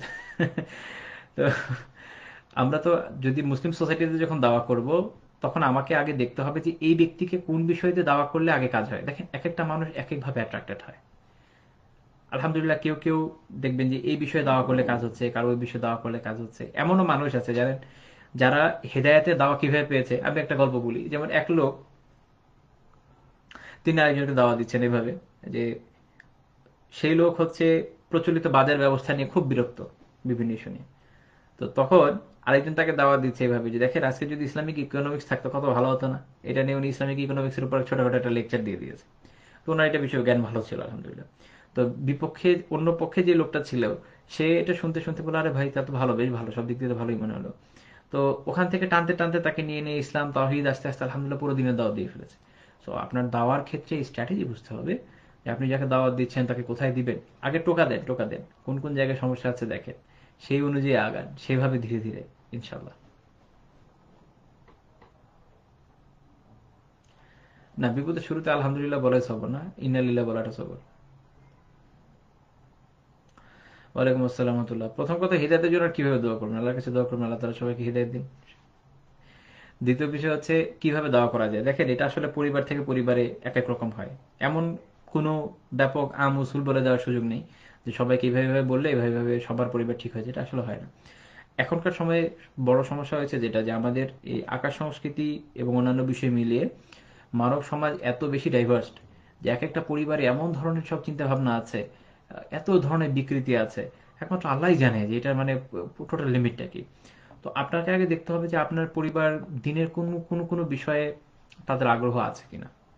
পরিবারের ক্ষেত্রে যদি দেখেন যে আপনার পরিবারের, অনেকের পরিবারে দেখা যায় দিনের অমুক অমুক সেক্টরের প্রতি একটা আগ্রহ আছে। কেউ বয়ান শুনতে ভালোবাসে, তো তাকে একটু বয়ান দেন। কেউ বই বই পড়তে ভালোবাসে, তাকে বই দেন। কেউ এগুলো কোনোটাই ভালোবাসে না, তাকে ছোটখাটো কথা বলেন, নম্র ব্যবহার করেন। আপনার নিজের যে আমলগুলো, এগুলো ঠিক করেন। নিজের মুআমালাত, লেনদেন এবং নিজের যে সামাজিক আচরণ, এটা শরীয়ত অনুযায়ী সুন্দর করেন। অন্যের হক আদায় করেন, এটা একটা বড় দাওয়া। এর মাধ্যমে অপর অপর লোক হয়তো আপনার কথা ধীরে ধীরে শুনবে। কখনো কখনো অনেকভাবে কাজ হয়। যেমন ধরেন, একজন একজন বড় ভাই, সে হয়তো তার ছোট ভাইকে প্রতি মাসে আগের টাকা দিত না, দিনে আসার পরে মনে করলো না আমি ছোট ভাইকে হাত খরচ দিব, একটা হাত খরচ দিল, আর ছোট ভাইরে বলা যায় তুমি একটু নামাজ টামাজ পড়ো, এইগুলো এগুলো করো, এই এই এই জিনিস ছাড়ো। তো দেখা গেল ছোট ভাই আস্তে আস্তে ভালো হয়ে গেল, হতে পারে না? আবার ধরেন অনেক ক্ষেত্রে বাবা মার বয়স বড় বড় বেশি হয়ে যায়, তাদেরকে বোঝানো যায় যে বয়স হয়েছে, আপনি একটু দিনের দিকে আসেন, এটা এটা করেন, এগুলো এগুলো পড়েন। সো এরকম আর কি। আপনাকে একজন দায়ী আসলে একজন মুজতাহিদ, মুজতাহিদ এই হিসেবে যে তাকে সিচুয়েশনের উপর নির্ভর করে অনেক ধরনের সিদ্ধান্ত দিতে হয়। একজন মানুষের পরিবারের আসল যে অবস্থা এটা না জেনে কিন্তু বলার উপায় নেই যে আপনার পরিবারে আপনি আসলে কিভাবে দাওয়া করতে পারেন। বাট ওভারঅল ওভারঅল দিনের মৌলিক বিষয়গুলো একটু একটু করে যতটুকু পারা যায়। অনেক জায়গায় কিছু জায়গায় কাজ হয়, যেমন বই যদি ধরেন বই বই পড়ুক বা বই শুনতে যদি ভালোবাসে, তো তখন আমি পরামর্শ দিই যে আপনি চেষ্টা করেন বাসায় একটু যদি একটু সংক্ষিপ্ত তাফসির কোনোটা রিডিং পড়ে শোনানো যায়, যেমন মারিফুল কোরআন, এখান থেকে আপনি রিডিং পড়ে শোনালেন। তাতে কি হয় যে কোরআনের আয়াত থাকে, তো এটা একটা তাসির আছে, এটার বড় এফেক্ট আছে যেটা আপনি সাধারণ কথায় দিতে পারবেন না। তো তখন তো আলহামদুলিল্লাহ ভালো কাজ হয়, ট্রাই করে দেখতে পারেন। আল্লাহ ভালো। আল্লাহর কাছে দোয়া করি আপনাদের সব সমস্যাগুলো আল্লাহ তাআলা ঠিক করে দিন। আমি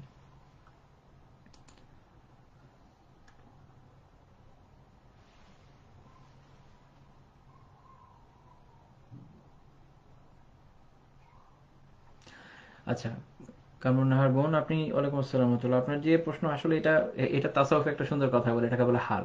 মানে একটা একটা অবস্থা তৈরি হয় মানুষের মনের মধ্যে, একটা আবেগ, প্রচন্ড আবেগ। এটা শুধু দিনের না, এটা মানুষ যে কোনো বিষয়ের সাথে যখন প্রথম অ্যাটাচড হয় না, খুব আবেগ থাকে। একটা লোক যখন প্রথম চাকরি পায়, প্রচন্ড আবেগ থাকে। মানুষ যখন প্রথম বিয়ে করে, প্রথম আবেগ থাকে, প্রচন্ড আবেগ থাকে। তো একই রকম মানুষ যখন দিনে আসে, এটা হলো আবেগের সর্বোচ্চ চূড়া। মানুষের আবেগের স্টেজ আছে না, যখন দিনে আসে আল্লাহর সাথে যুক্ত হয়, এটা যে একটা আবেগ আসলে মাঝে মাঝে আমি নিজেও ফিল করি যে আলহামদুলিল্লাহ, মানে প্রথম সময় যে আবেগটা ছিল এটা তো আসলে আর ফেরত আনা যাবে না। প্রথম সময় তো প্রথম সময়। তো ওই সময় যে আল্লাহ তালার প্রতি যে একটা আগ্রহ, এটা অনেকের আস্তে আস্তে একসময় স্থিতিশীল হয়ে আসে। কিন্তু এর মানে এই না যে আপনার ইমান নষ্ট হয়ে যাচ্ছে, জ্ঞান কমে যাচ্ছে। এখন ওইটা আমাদের আবার পেতে মন চায়, কিন্তু ওইটা হয়তো সবসময় পাবেন না।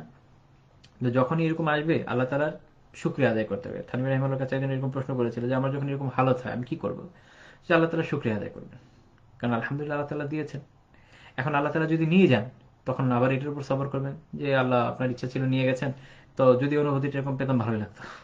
ঠিক আছে, আল্লাহর কাছে দোয়া করবেন। আসলে কি, অন্তর তো আল্লাহর হাতে। আর এটা আমাদের জন্য জরুরি না, এই অনুভূতি গুলো থাকা জরুরি না। জরুরি হচ্ছে আমরা কি ইস্তেকামাতের সাথে, দৃঢ়তার সাথে, স্থৈর্যের সাথে দিনের উপর থাকতে পারছি কিনা। আল্লাহর কাছে ইস্তেকামাতের দোয়া করেন, ওটা সবচেয়ে জরুরি। এই যে আবেগগুলো, এই যে অনুভূতিগুলো, এই যে উত্থান পতন, এগুলো আসবে যাবে, কিন্তু যদি ইস্তেকামাত না থাকে তাহলে দিন টিকে রাখা কঠিন আজকালকার সময়। তা আল্লাহর কাছে আমরা কিসের দোয়া করবো? ইস্তেকামাতের দোয়া করবো ইনশাআল্লাহ তাআলা। ইলহান সাদ, সিজদাতে সিজদা সিজদা কোরআন তেলাওয়াতের স্থান নয়, এ বিষয়ে সকল ইমামগণ একরকম ইজমাই করেছেন বলতে পারেন। তো এই জন্য সিজদাতে কোরআনিক দোয়াকে একটু পরিবর্তন করে পড়তে বলা হয়ে থাকে। যেমন আপনি রব্বানা আতিনা ফিদ দুনিয়া হাসানা এটা পড়বেন, তো আল্লাহুম্মা আতিনা ফিদ দুনিয়া হাসানা এভাবে পড়তে পারেন। আবার কোন কোন ইমাম রব্বানা আতিনা ফিদ দুনিয়া হাসানা এভাবে পড়ার অনুমোদন দিয়েছেন। আহ, চাইলে করা যায়, বাট একটু চেঞ্জ করে পড়তে পারলে মাঝে বেটার, এবং এটা নফল সালাতে, ফরজ সালাতে না। আচ্ছা, নাজনীন পারভীন সুমি, যেখানে শিরক বিষয়ে কোনো জ্ঞান বুঝ নাই, আচ্ছা সেখানে অন্য কিছু শিক্ষা দেওয়ার সুযোগ আছে কিনা। দেখেন, আহ, এটা তো সত্যি যে যে জায়গায় শিরক বিষয়ে কোনো জ্ঞান নাই তাকে শিরকের বিষয়গুলো বোঝানো দরকার। কিন্তু আমি এক্ষেত্রে যেটা বলি যে মানুষকে হয় কি, আপনি তো অনেকটা মাছ ধরার মতো করে বসিয়ে দিবেন, আপনাকে তো টোপটা ভালো ফেলতে হবে। এটা যদি না হয় আপনি ওঠাবেন কিভাবে? দেখা যায় যে অনেক সময় মানুষ, মানে শিরক কুফরের দাওয়াগুলো অনেক ক্ষেত্রে হার্ডকোর দেওয়া হয়, মানুষ খুব সহজে নিতে পারে না। মানুষের যে ফিতরাত, এটাকে সে বারবার রেজিস্ট করে, এবং শয়তান তো আছে। তো সেক্ষেত্রে করণীয় হলো, আমি যেটা সব ক্ষেত্রে মনে করি সেটা হচ্ছে, একটা মানুষকে দাওয়া দেওয়ার আগে আগে বোঝা দরকার যে কোন বিষয়ে দিয়ে তাকে দিনের দিকে আগে কাছে আনা যায়। আমরা সাহাবাইদের ক্ষেত্রে যদি দেখি, ধরেন ওমর রাদিয়াল্লাহু আনহু যখন তার বোনের কাছে আসলেন, তার বোন কি প্রথমে তাওহীদের দাওয়া কিন্তু দেয়নি, বলছে আগে গোসল করে আসো, তুমি নাপাক, গোসল করে এসছো, এখন তুমি বরাবর এই কোরআনে সূরা তহার আয়াত ছিল ওটা দিয়েছে পড়ো। তো দেখেন দাওয়াটা কিভাবে হলো। আমরা এরকম বিভিন্ন জায়গায় দেখি, আরো বিভিন্ন সাহাবীদের জীবনেও দেখি, তারা কাফির মুশরিকদের দাওয়ার ক্ষেত্রেও এক একজনের ক্ষেত্রে এক এক রকম স্ট্র্যাটেজি ফলো করেছেন। মূল দাওয়া অবশ্যই তাওহীদ, ঘুরে ফিরে তাওহীদেই আসতে হবে, কিন্তু কথা হচ্ছে যে আপনি টেনে আনছেন কি দিয়ে। কখনো সরাসরি তাওহীদের কথা বলে কাজ হয়, কখনো সরাসরি শিরক থেকে সাবধান করে কাজ হয়, কখনো একটু ঘুরিয়ে আনলে কাজ হয়।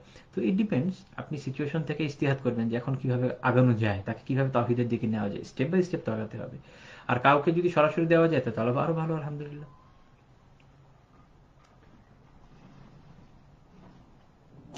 আচ্ছা, উম্মে এলমান উজায়ের, আচ্ছা, আলহামদুলিল্লাহ খুব ভালো হয়েছে। আপনি যেটা দিতে পারেন, মুফতি তাকি উসমানী সাহেবের একটা অনুবাদ আছে, তাফসিরে তাওজিহুল কোরআন। এটা 3 খণ্ডেও ছাপা আছে, 1 খণ্ডেও ছাপা আছে। অনুবাদটা মাশাআল্লাহ বেশ ভালো, যতদূর আমি দেখেছি। তো আপনি একদমই সংক্ষিপ্ত অনুবাদ, ছোট ছোট, মানে দুঃখিত, মানে অনুবাদ তো যা আছে তাই, সংক্ষিপ্ত একটা টিকা আছে, ছোট ছোট সংক্ষিপ্ত টিকা আছে। আহ, মোটামুটি কিছু যদি এদিক ওদিক ভুল ধারণা থাকে ইনশাআল্লাহ দূর হয়ে যাওয়ার জন্য যথেষ্ট। তো আমার মনে হয় এটা আপনি দিতে পারেন, অনুবাদের দিক থেকে বেশ ভালো। ইলহান সাদ, আমাদের অবস্থান হচ্ছে বাংলাতে সলাতের ভিতর কোনো ধরনের দোয়ার কোনো সুযোগ নেই, এবং এটা মাকরুহে তাহরিমি হবে। এর কারণ হচ্ছে এই, সলাত তো আল্লাহ তাআলা বাংলায় নাজিল করেননি, ওটা আরবিতেই এসছে। এই জন্য আমরা সলাতে সোরাও আরবিতে পড়ি, তাসবিহ আরবিতে পড়ি, যা যা পড়া সব আরবিতে পড়ি, মাঝখানে দোয়া বাংলা হবে কেন? দোয়া আরবিতেই হবে। আপনি তো সলাতের বাইরে নেই, সলাতের ভিতরেই আছেন। তো আপনাদের আর হয়তো প্রশ্ন নাই, আর থাকলেও আর নিচ্ছি না ইনশাল্লাহ। আজকে এই পর্যন্তই থাকছে। আহ ওয়াখিরু দাওয়ানা আনিল হামদুলিল্লাহি রাব্বিল আলামিন ওয়াসসালাতু ওয়াসসালামু আলা রাসূলিল কারীম ওয়া আলা আলিহি ওয়া সাহবিহি আজমাইন। আচ্ছা, আরেকটা আহ, একটা এক্সটেনশন দিই, সেটা হচ্ছে ওই বোন যে প্রশ্ন করেছিলেন যে আপনাকে আমি একটা অনুবাদের কথা বলেছি, শুধু অনুবাদ দিয়েই ছেড়ে দিয়েন না। তাওজিহুল কোরআনের যে অনুবাদটা, ওটার মধ্যে তো আরবি আছে, আমার একটু খেয়াল ছিল না, আরবি আছে। ওনাদেরকে যদি এমনি একটা পুরো কপি দিয়ে দেন যে আপনি এই কপিটা নিয়ে পড়েন, আহ, সেক্ষেত্রে আপনি ডক্টর ফজলুর রহমানের একটা শুধু বাংলার অনুবাদ আছে, ডক্টর ফজলুর রহমানেরই যদ্দূর মনে পড়ে, ওনার একটা পরিপূর্ণ বাংলা অনুবাদ আছে, অর্থাৎ ওটার মধ্যে কোনো আরবি নেই, একদম বাংলা। কারণ আপনি তো, যেহেতু তারা মুশরিক, তাদেরকে দিচ্ছেন, তো তাদেরকে এই জন্য আরবি করণ দেওয়া যাবে না। সেক্ষেত্রে আপনি শুধু ট্রান্সলেশন দেন, সেটা হলো ডক্টর ফজলুর রহমানের শুধু বাংলার একটা অনুবাদ আছে, এটা দিতে পারেন। অথবা ইসলামিক ফাউন্ডেশনের একটা শুধু বাংলা ছোট পকেট বুকের মতো অনুবাদ পাওয়া যায়, ওটাও দিতে পারেন। দুটোই ভালো। তো এই দুটার যে কোনো একটা দিতে পারেন ইনশাআল্লাহ তাআলা। এক। দুই হচ্ছে যে যদি কোনো আয়াতের বিষয়ে তাদের কনফিউশন হয়, কোনো বিষয়ে আরো বোঝার জানার ইচ্ছা থাকে, আপনি বলবেন যে এক্ষেত্রে আপনি জানাবেন, আমি আমি আমি জেনে জানার চেষ্টা করবো ইনশাআল্লাহ তাআলা। তো ঠিক আছে, আজকে এই পর্যন্ত থাকছে। ওয়া আখিরু দাওয়ানা আলহামদুলিল্লাহি রাব্বিল আলামিন ওয়াসসালাতু ওয়াসসালামু আলা রাসূলিল কারীম ওয়া আলা আলিহি ওয়া সাহবিহি আজমাইন।